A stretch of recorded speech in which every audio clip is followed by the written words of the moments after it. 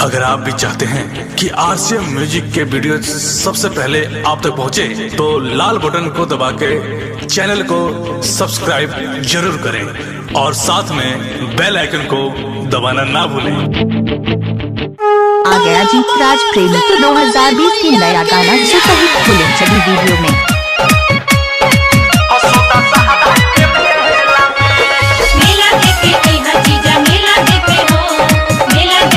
आप सुन रहे हैं जीतराज प्रेमी की भक्ति गाना। आपका नाम क्या है जीतराज प्रेमी?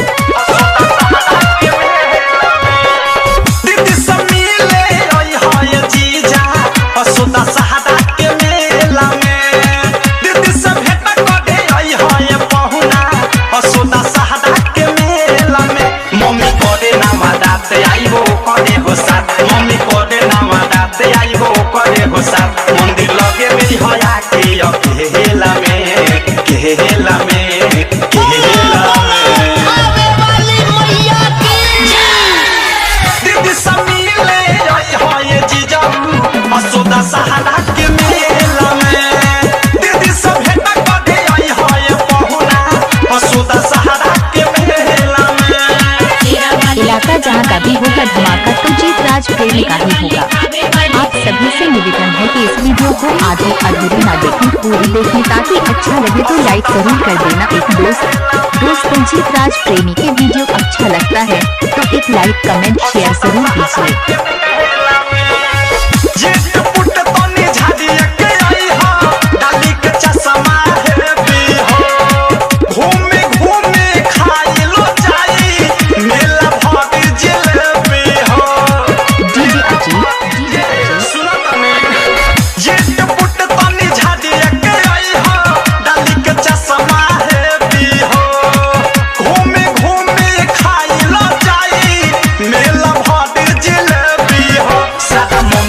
सेट चढ़ के आई हा बुलेट सारा मम्मी लाबा सेट चढ़ के आई हा बुलेट वहीं फंसी हन बेला बेला में बेला में बेला में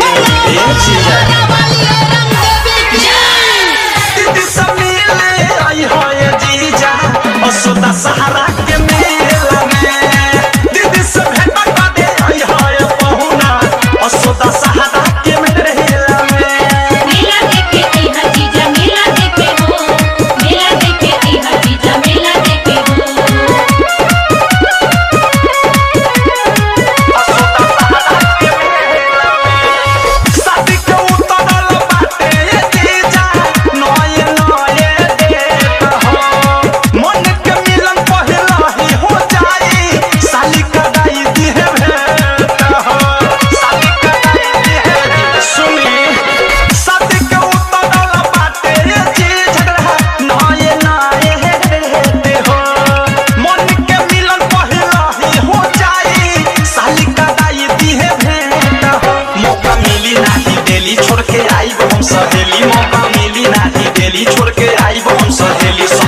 चौकू में भगतन के रेला में रेला में रेला में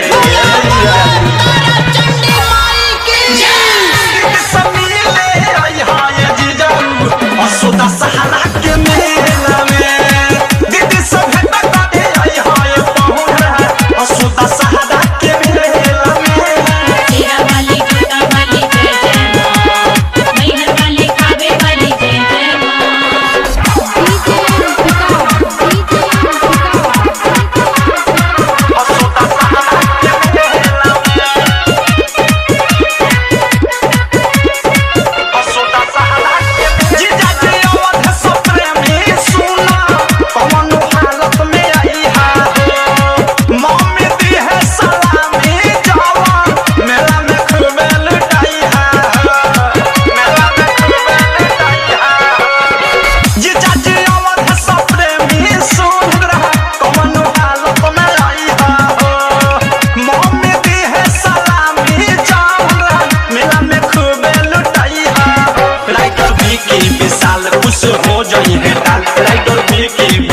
खुश हो जाई है डाल यही पावन समैया के बेला में बेला में बेला में।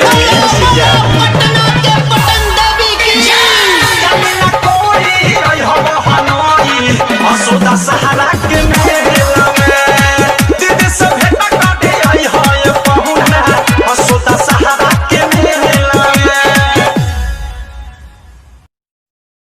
डाउनलोड कीजिए RCM music official app play store से। RCM म्यूजिक के सारे ऑडियो वीडियो डाउनलोड करने के लिए।